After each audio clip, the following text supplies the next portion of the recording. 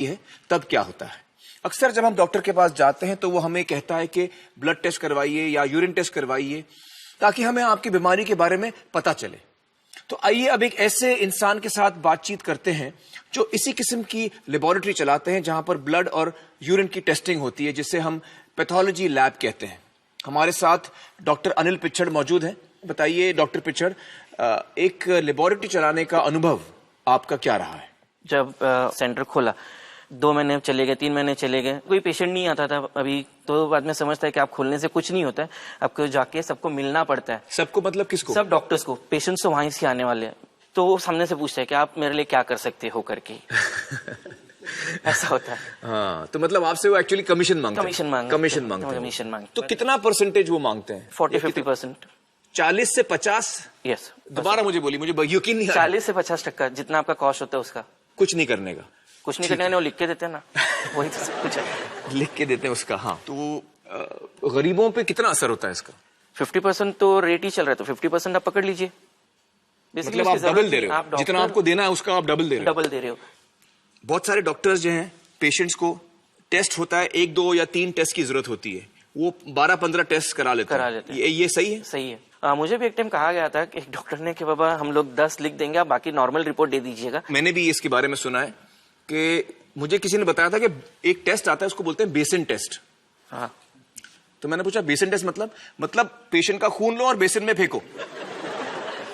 Patient का खून लो और बेसिन में फेंको, सारे जो रिजल्ट है नॉर्मल दे दो, क्योंकि मुझे पता है कि मेरे पेशेंट में कोई तकलीफ नहीं, मैं खामों का ऐसे ही भेज रहा हूँ। Am I right about this? Certainly. आपकी फिर प्रैक्टिस अच्छी हो गई जब आपने? हाँ, काफी अच्छे हो गए थे, काफी फ्रेंड्स हो गए थे। हाँ, सब कुछ फ्रेंड्स होते हैं। सब डॉक्टर्स आपके फ्रेंड्स हो गए थे। हाँ। फिर उसके बाद ऐसा हुआ कि मेरे पर्सनल ट्रेजेडी एक हुआ। अच्छा। एंड बचपन से हमें सिखाया जाता है कि आप पाप करोगे तो आपको पाप मिलेगा, जो यही करना है सब कुछ। तो फिर एक दिन निश्चय किया कि नहीं, अभी ये सब बंद करना है, जो होगा वो भगवान देखेगा।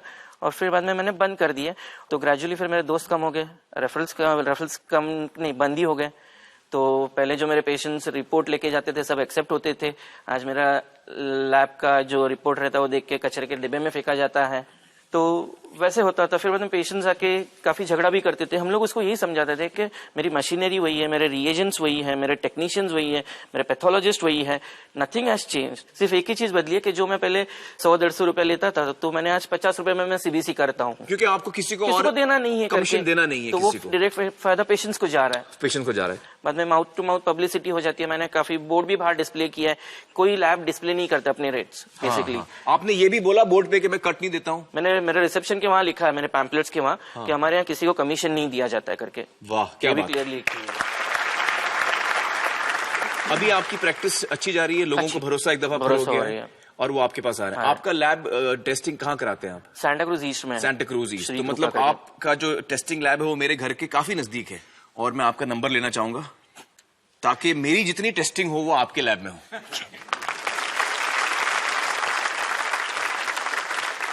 दोस्तों, हमारे सामने ये बात आई है कि कट प्रैक्टिसेस यानी कमीशन का लेना और देना न सिर्फ टेस्टिंग और लेबोरेटरीज के साथ कई बार होता है, बल्कि एक डॉक्टर जब दूसरे डॉक्टर के पास मरीज को भेजता है, रेफर करता है, तब भी बहुत सारे डॉक्टर्स कमीशन या कट्स लेते हैं।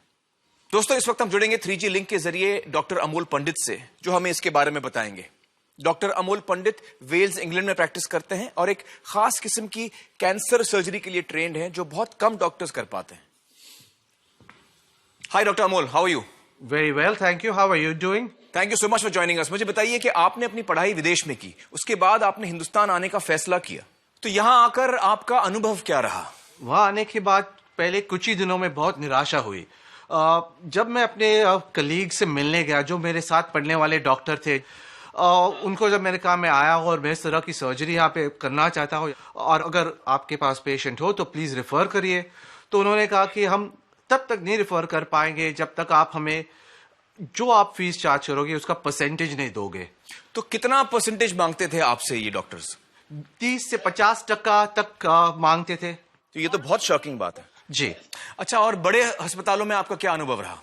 बड़े हॉस्पिटल में उनकी एक ही ऑब्जेक्टिव थी कि पेशेंट को आप इस तरह से उसकी डिजीज के बारे में बताएं कि वो इतना डर जाए कि वो सोच ना पाए और उनका सोच बदल जाए। उसके पहले आप उनको ऑपरेट करें ताकि जो रेवेन्यू है वो जल्दी से जल्दी मिल जाए। तो आपने ये बड़े अस्पतालों की डिमांड्स पूरी की और जो डॉक्टर्स आपसे कट मांग रहे थे उनको आपने परसेंटेज दिया? नहीं दिया, इसलिए तो वापस आना पड़ा। आप वापस चले गए और हिंदुस्तान में एक अच्छा डॉक्टर कम हो गया। चलिए, बहुत बहुत शुक्रिया डॉक्टर अमोल हमसे बातचीत करने का। Thank you so much. Thank you very much, बहुत शुक्रिया। दोस्तों, बहुत सारे लोगों के लिए एक ऑपरेशन करवाना उनकी जिंदगी भर की बचत खत्म कर सकता है। कभी कभी बच्चों की स्कूल की फीस पर असर होता है, कभी घर गिरवी रखना पड़ता है, कभी जमीन बेचनी पड़ती है। और ऐसे में अगर 30%, 40%, कभी कभी 50% खर्च ऑपरेशन में नहीं बल्कि कमीशन में चला जाए तो यह निहायत ही दुख की बात है। और सोचिए आपके क्या जज्बात होंगे अगर ऐसा ऑपरेशन कराने के बाद आपको यह पता चले कि आपको इस ऑपरेशन की जरूरत ही नहीं थी।